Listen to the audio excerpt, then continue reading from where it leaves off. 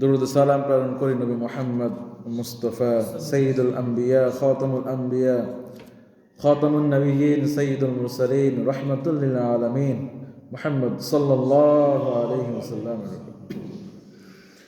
সম্মানিত উপস্থিতি, আমরা রজব মাসে চলে এসেছি। রজবের সম্ভবত আজকে 1 বা 2 তারিখ। রজব মাসে চলে এসেছি। রজব মাস যখন আসে তখনই মুমিন বান্দা, মুসলমান বান্দা, মুত্তাকি যারা, তারা রমজানের ঘ্রাণ পেতে থাকে। কি বলেন? কারণ রজব, শাবান, তারপরে রমজান। তো রজবটাই কেমন যেন রমজানের একটা ঘ্রাণ নিয়ে আসে আমাদের কাছে, ঠিক না? আলহামদুলিল্লাহ। আমরা তো অনেকেই জানি না যে আমরা রজব মাসে চলে আসছি। দুনিয়ার তালাজালায়, দুনিয়ার দৌড় ঝাঁপের ভিতরে আমরা ভুলেই গেছি যে আমরা রজবে চলে এসেছি। অথচ আল্লাহ রাসূল সাল্লাল্লাহু আলাইহি ওয়াসাল্লাম রজব মাস আসলেই রমজানের প্রস্তুতি শুরু করে দিতেন। সুবহানাল্লাহ। আল্লাহ নবী সাল্লাল্লাহু আলাইহি ওয়াসাল্লাম রজবটা আসলেই রমজানের জন্য আমল বাড়িয়ে দিতেন। রমজানের জন্য আমল বাড়িয়ে দিতেন। আর রমজান পর্যন্ত হায়াত বৃদ্ধির জন্য আল্লাহ পাক রব্বুল আলামিনের কাছে দোয়া শুরু করে দিতেন। সুবহানাল্লাহ। হায়াত দেওয়ার মালিক কে বলেন তো? আল্লাহ। হায়াত লম্বা করার মালিক? সন্দেহ আছে নাকি? তা আসতে বলেন কেন? হায়াতের মালিক কে? জীবনের মালিক? তাহলে হায়াত বৃদ্ধির জন্য চাইবো কার কাছে? আল্লাহর কাছে। এই কারণে রমজান পাওয়ার জন্য রাসূল চাইতেন কার কাছে? আল্লাহর কাছে। ইজা দাখালা রজব, যখন রজব মাস চলে আসতো, ক্বালা নবী সাল্লাল্লাহু আলাইহি ওয়াসাল্লাম আল্লাহুম্মা বারিক লানা ফি রজব ওয়া শাবান। বলেন, আল্লাহুম্মা বারিক লানা ফি রজব ওয়া শাবান ওয়া বাল্লিগনা রমাদান। আল্লাহুম্মা বারিক লানা ফি রজব ওয়া শাবান ওয়া বাল্লিগনা রমাদান। অর্থাৎ আল্লাহ, আমাকে রজব শাবান মাসের পরিপূর্ণ বরকত দিয়ে দাও, আর রমজান মাসে আমাকে পৌঁছে দাও। সুবহানাল্লাহ। আর আমাদের কোনো খবরই নেই। কি বলেন? খবর আছে? যার সাথে যার ভালোবাসা, তার জন্য সে অপেক্ষা করে, ঠিক না? যেই দিনের প্রতি আমার ভালোবাসা, যে সময়ের প্রতি আমার ভালোবাসা, যে মুহূর্তের জন্য আমার ভালোবাসা, সেই মুহূর্তের জন্য আমি অপেক্ষা করি। এটাই স্বাভাবিক। নববর্ষের প্রতি যাদের ভালোবাসা, তারা দীর্ঘ 1 মাস ধরে নববর্ষের জন্য অপেক্ষা করেছিল, ঠিক না বলেন? এরপর এখন বিপিএল খেলা চলতেছে বাংলাদেশের মধ্যে। বিপিএল এর জন্য যাদের ভালোবাসা, তারা বিপিএল কবে হবে সেই অপেক্ষার প্রহর গুনতে থাকে। বিশ্বকাপ ফুটবল, বিশ্বকাপ ক্রিকেট যখন শুরু হয়, তো এই খেলার প্রতি যাদের ভালোবাসা, খেলা কবে শুরু হবে আস্তে আস্তে গুনতে থাকবে, ঠিক না? আবার যাদের বিবাহ খুব সন্নিকটে, 1 সপ্তাহ 2 সপ্তাহ বাকি আছে, বিবাহটা কবে হবে ওই দিনটার জন্য অপেক্ষা করতে থাকে না বলেন? কারণ ওই দিনটার প্রতি তার ভালোবাসা আছে। ঠিক মুমিনের যে পরিপূর্ণ মুমিন, মুত্তাকি, তার ভালোবাসা থাকবে আল্লাহর জন্য। সুতরাং আল্লাহ রমজান মাসে এতটা ভরপুর বরকত নেয়ামত দিয়েছে যে মুমিন রজব আসলেই রমজানের অপেক্ষায় তার আমল নামা, তার গুনাহসমূহ আমল বাড়িয়ে দিবে আর সমস্ত গুনাহ ছেড়ে দিবে। সুবহানাল্লাহ। রাসূল আমাদের শিখিয়েছেন রমজানের জন্য তোমরা 2 মাস আগ থেকে প্রস্তুতি গ্রহণ করো। কারণ সব কিছু একটা প্রস্তুতি আছে, আছে না বলেন? প্রস্তুতি ছাড়া কোনো কিছু সুন্দর হয়? এই আপনি বিবাহ করবেন, আপনি না করেন, আপনার সন্তানরা তো করাইবেন নাকি? বিবাহ করবেন, এমনকি ঠাস করেই কি যেদিন বিবাহ ওই দিন করানো সম্ভব? সম্ভব না। আগে পাত্রী দেখতে হয়, ঠিক না? এরপর একটা ডেট দিতে হয়, বাজার সদাই করতে হয়, নায়ুরির জন্য জিনিসপত্র কিনতে হয়, এরপরে একটা দিন যাই বিবাহ অনুষ্ঠান হয়। হঠাৎ করেই তো আর অনুষ্ঠান হওয়া সম্ভব না। সুতরাং রমজান মাস আমলের মাস। দীর্ঘ 1 মাস আমি আর আপনি রোজা রাখবো, রাতের বেলায় দাঁড়িয়ে দাঁড়িয়ে তারাবির নামাজ পড়বো, ঘুম হারাম করে দিয়ে কোরআন তেলাওয়াত করবো, তাহাজ্জুদ নামাজ পড়বো, ভোর রাতে উঠে সেহরি খাবো। এটা তো হঠাৎ করে সম্ভব না। সম্ভব? এই কারণে রাসূল শিখিয়েছেন তুমি রজব থেকে আমল শুরু করে দাও। রজব থেকেই কিছু কিছু নফল রোজা রাখা শুরু করো, নফল নামাজ পড়া শুরু করো। কোরআন তেলাওয়াত শুরু করো। রমজানে হঠাৎ করে তোমার পক্ষে গুনাহ ছাড়া সম্ভব হবে না। রজব থেকেই তুমি ধীরে ধীরে তোমার গুনাহগুলি ছেড়ে পুত পবিত্র হয়ে রমজানের জন্য পরিপূর্ণভাবে প্রস্তুতি গ্রহণ করো। সুবহানাল্লাহ। শিখিয়েছেন কে বলেন? আল্লাহ রাসূল সাল্লাল্লাহু আলাইহি ওয়াসাল্লাম। ঘরের মধ্যে আমরা যখন মাঠের ফসল তুলি, এই ফসলটা জমিনের মধ্যে ফলানোর পর ফসলটা তুলতে কমপক্ষে 3 থেকে 4 মাস লাগে, ঠিক না বলেন? প্রথম মাসে আমরা জমি জমা ঠিক করি, পানি টানি দেই, এটাকে চাষ করি, তারপরে বীজ বপন করি, ঠিক না? যেমন ধানের বীজ। পরবর্তী মাসে গিয়ে আমরা এটার মধ্যে সার দেই, পানি দেই, তারপরে আগাছা পরিষ্কার করি, কি বলেন? এরপরে 3 নম্বর মাসে গিয়ে ধানটা পেকে যায়, ফসল পেকে যায়, পাকলে তারপর 3 নম্বর মাসে গিয়ে আমরা ফসল কোথায় তুলি? ঘরে তুলি, ঠিক না? আল্লাহ রাসূল সাল্লাল্লাহু আলাইহি ওয়াসাল্লাম বলছেন রমজান মাসটা হচ্ছে ঘরে ফসল তোলার মাস। তো হঠাৎ করে তো আর ফসল ঘরে তোলা যাবে না, এর আগ থেকেই আমাকে বীজ বপন করতে হবে, এটাকে এই দেখাশোনা করতে হবে, চাষবাস করতে হবে, আগাছাগুলি পরিষ্কার করতে হবে। সেগুলি কি? রজব থেকেই তুমি প্রস্তুতি গ্রহণ করো। তোমার যে ছোট ছোট গুলো গুনাহ তুমি করতা, তুমি জানো তুমি কি কি গুনাহ করো, ওগুলি ছেড়ে দাও। হ্যাঁ, এরপর আমল নাম আমল আস্তে আস্তে বাড়াই দাও। রমজান শাবান মাস যখন চলে আসবে তখন আরো আমল বাড়াই দাও। আর যা গুনাহগুলো আছে সমস্ত গুনাহগুলি শাবান মাসে ছেড়ে দাও। তাহলে তুমি রমজানের পরিপূর্ণ যে রহমত, বরকত, মাগফিরাত, পরিপূর্ণ যে সওয়াব, এই পরিপূর্ণ বরকত, মাগফিরাত তুমি পরিপূর্ণভাবে তোমার আমল নামায় তুমি ভরতে পারবে। সুবহানাল্লাহ। কারণ রমজান আসলেই হঠাৎ করে গুনাহগুলি ছাড়া তোমার পক্ষে সম্ভব হবে না। আর রমজানে গুনাহ না ছেড়ে আমল করলে ওই আমলের কোনো ফায়দা নেই। এ কারণে আল্লাহ রাসূল বলেছেন আগে থেকেই তুমি তৈরি হয়ে নাও। আল্লাহ পাক রব্বুল আলামিন আমাদেরকে রজব থেকেই রমজানের প্রস্তুতি নেওয়ার তৌফিক দান করেন, বলি আমিন। সম্মানিত উপস্থিতি, এছাড়াও এই রজব মাসটার আলাদা একটা বৈশিষ্ট্য রয়েছে। রমজানের তো এক প্রস্তুতি, এবং এছাড়াও এই রজব মাসটা আল্লাহ পাক রব্বুল আলামিনের কাছে বিশেষ একটা বৈশিষ্ট্য রাখে। সেটা কি? আল্লাহ পাক রব্বুল আলামিন বলেন যে 12টা মাস তোমরা দেখো আরবের, এই মাসগুলি আমি আল্লাহ সৃষ্টি করেছি। কে সৃষ্টি করেছেন বলেন? এই 12 মাস কার? আল্লাহ। তো আল্লাহ এরপর বলেন এই 12 মাসের মধ্যে বান্দা আমি 4টা মাস খুব সম্মানিত করেছি। 4টা মাস সম্মানিত করেছি, তার মধ্যে 3টা মাস হলো জিলকদ, জিলহজ, মুহররম। এই 3টা মাস একসাথে, আরেকটা হলো রজব মাস। আমরা এখন যে মাসে আছি এই রজব মাস। বলছে বান্দা এই মাস 4টা মাস আমি খুব সম্মানিত করেছি। এই মাসের মধ্যে মারামারি করো না, কোনো গুনাহের কাজ করো না, অন্যায় কাজ করো না, নিজেকে সমস্ত পাপ কাজ থেকে অন্তত পক্ষে এই 4 মাসে বিরত থাকো। তাহলে আমি আল্লাহ বাকি যে 8 মাস রয়েছে ওই 8 মাসে তোমাকে গুনাহ থেকে ফিরিয়ে রাখার তৌফিক দিয়ে দেব। সুবহানাল্লাহ। আল্লাহ পাক রব্বুল আলামিন সূরাত আত-তাওবা 36 নং আয়াতে বলেন ইন্না ইদ্দাতাশ শুহুর ইনদাল্লাহি 12 শাহরা ফি কিতাবিল্লাহি ইয়াওমা খালাকাস সামাওয়াতি ওয়াল আরদা মিনহা আরবা'াতু হুরুম। আল্লাহ পাক রব্বুল আলামিন বলেন যে গণনার দিক থেকে আসমান এবং জমিন আমি যেদিন সৃষ্টি করেছি সেদিন থেকেই আমার কাছে গণনার দিক দিয়ে মাস হলো 12টা। কয়টা মাস বলেন? 12টা। এরপর আল্লাহ পাক বলেন মিনহা আরবা'াতুন হুরুম। তবে এই 12টা মাসের মধ্যে 4টা মাস আমি আল্লাহ পাক রব্বুল আলামিন খুব সম্মানিত করেছি। 4টা মাসকে খুব সম্মান দিয়েছি। এই 4টা মাসে তোমাদের কাজ হলো ফালা তাযলিমু ফীহিন্না আনফুসাকুম। তোমরা কোনো অন্যায় কাজ করে, পাপ কাজ করে, জুলুম করে, গুনাহের কাজ করে নিজেদের নফসের উপর নিজেরা জুলুম কইরো না। সুবহানাল্লাহ। কার কথা বলেন? আল্লাহর কথা। যে তুমি গুনাহ করো অন্যান্য মাসে ঠিক আছে, কিন্তু আমি আল্লাহ এই 4টা মাসকে সম্মানিত করেছি। এই 4 মাস যখন তুমি পেয়ে যাও, তোমার কাছে চলে আসে, তখন এই 4 মাসের সম্মানার্থে তুমি গুনাহগুলি ছেড়ে দাও, একটু লজ্জাবোধ করো।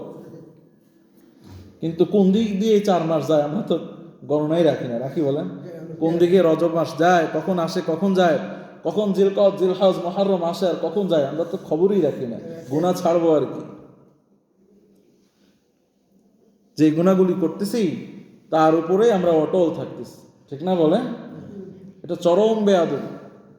কারণ আল্লাহ আমার জন্য 4টা মাস সম্মানিত করেছেন, এই 4 মাসে বলছেন বান্দা তুমি অন্য মাসে গুনাহ করো, ঠিক আছে, এই 4টা মাস আসলে তুমি আমার সামনে গুনাহ করো না। কিন্তু আমি কত বড় বেয়াদব, কত বড় উশৃঙ্খল যে এই 4 মাস আমি যখন পাই তারপরেও আমি গুনাহের কাজে লিপ্ত থাকি। আচ্ছা বলুন তো, বিড়ি সিগারেট খাওয়া ওটা খারাপ না ভালো? হ্যাঁ, খারাপ না বলেন?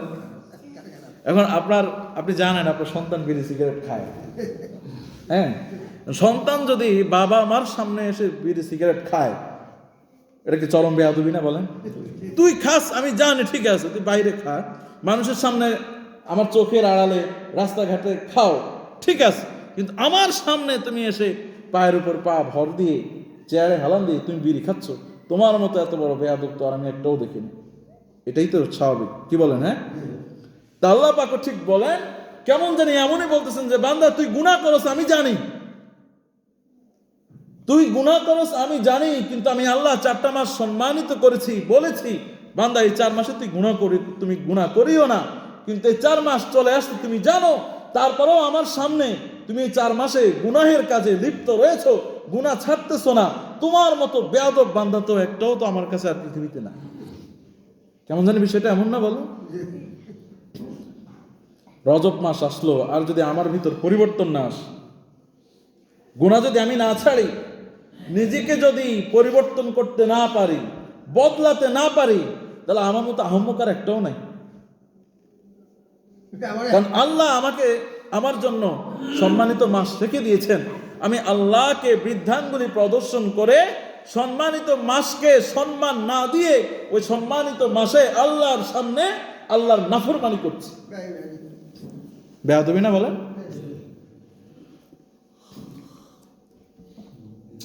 যত বড় আমলওয়ালা হোক না কেন, যত বড় আলেম হোক না কেন, আল্লাহ পাক রব্বুল আলামিন কখনো বেয়াদবকে পছন্দ করেন না। কি করেন? বেয়াদবকে পছন্দ করেন? শয়তান কি কম বড় আলেম ছিলেন? পৃথিবীতে শয়তানের মতো এত বড় আলেম আর আসবেও না। ফেরেশতাদের লিডার ছিল, পৃথিবীতে কোনো জায়গা ছিল না যে সিজদা করেনি আল্লাহকে, আল্লাহর হুকুম কোনোদিন অমান্য করে নাই, যেইভাবে যখন যে সময় আল্লাহ যেভাবে বলছেন সে ওই কাজটাই করেছে। শুধু একটু বেয়াদবি করছে, আদমকে বলছিল সিজদা করো, সে একটু তর্ক করছিল। কি করছিল বলেন? তর্ক করছিল। আল্লাহ পাক বলছেন তোরে সৃষ্টি করলাম আমি, তোমারে আমি লালন পালন করি, আমি খাওয়াই, আমি আদমরেও সৃষ্টি করলাম, আমি আদমরেও লালন পালন করব, আমি তোমার হুকুম দিলাম, তুমি আমার হুকুমটা মানলাম না, এত বড় বেয়াদব, এই বেয়াদব আমার সামনে রাখা যাবে না, বের করে দিয়েছে। সুতরাং দোস্ত, বেয়াদব হওয়া যাবে না। আল্লাহ আমাদের জন্য 4টা মাস সম্মানিত করে দিয়েছেন, আমরা এই 4টা মাসকে সম্মান দেব। রজবের সম্মানার্থে, শাবানের সম্মানার্থে, সর্বোপরি সামনে রমজান মাস, এই রমজানের সম্মানার্থে আমরা একটু বসি, আমরা কি কি গুনাহের মধ্যে লিপ্ত আছি, কি কি গুনাহ আমি আর আপনি করি জানি না বলেন? সবই জানি আমরা। যুবকরা মোবাইলের মধ্যে কি কি গুনাহ করে এগুলো কি আমরা জানি না বলেন? সবই জানি। সুদ ঘুষ এগুলো তো বাদই দিলাম, চোখের গুনাহ, অন্তরের গুনাহ, হাতের গুনাহ, পায়ের গুনাহ, মোবাইলের গুনাহ, ফেসবুকের গুনাহ, ইউটিউবের গুনাহ, অভাব নাই। মানে যদি খেয়াল করি তাহলে আমাদের সারাটা দিন কেমন জানি গুনাহের মধ্যেই কাটে, ঠিক না? রজব মাস চলে আসছে বন্ধু, একটু হিসাব করি আমি কি কি গুনাহগুলা করি, আস্তে আস্তে এগুলা নোট করে একটা একটা করে বাদ দিয়ে দিই। রমজানের জন্য পুত পবিত্র হয়ে নেই। অন্যথায় গুনাহ নিয়ে রমজান মাসে আমি যদি পদার্পণ করি, আমি যতই রোজা রাখি, সেহরি খাই, তারাবি পড়ি আর কোরআন তেলাওয়াত করি, কোনো লাভ হবে না। আল্লাহ রাসূল সাল্লাল্লাহু আলাইহি ওয়াসাল্লাম বলছে, এখন আগে থেকে আমরা পুত পবিত্র হইনি। আল্লাহ পাক রব্বুল আলামিন আমাদেরকে তৌফিক দান করেন, বলি আমিন। সম্মানিত উপস্থিতি, রজব মাস চলে আসছে, আমরা রমজানকে সামনে রেখে কিছু প্রস্তুতি নিতে পারি। যেমন রমজানে আমাদের কি কি করতে হয়? রোজা রাখতে হয়, ঠিক না? রাতের বেলায় দাঁড়িয়ে দাঁড়িয়ে তারাবির নামাজ পড়তে হয়, 20 রাকাত পড়তে হয়। কেউ 8 রাকাত পড়ি, কিন্তু পড়ি তো, হ্যাঁ, 20 রাকাত পড়তে হয়। আবার ভোর রাতে সেহরি খেতে হয়। তারপরে কোরআনুল কারিমের কোরআন নাজিলের মাস, যেহেতু ওই মাসে গিয়ে আমরা কোরআনটাকে বেশি বেশি তেলাওয়াত করি, ঠিক না? এই কারণে এগুলির জন্য আমরা আগে থেকে প্রস্তুতি নিব।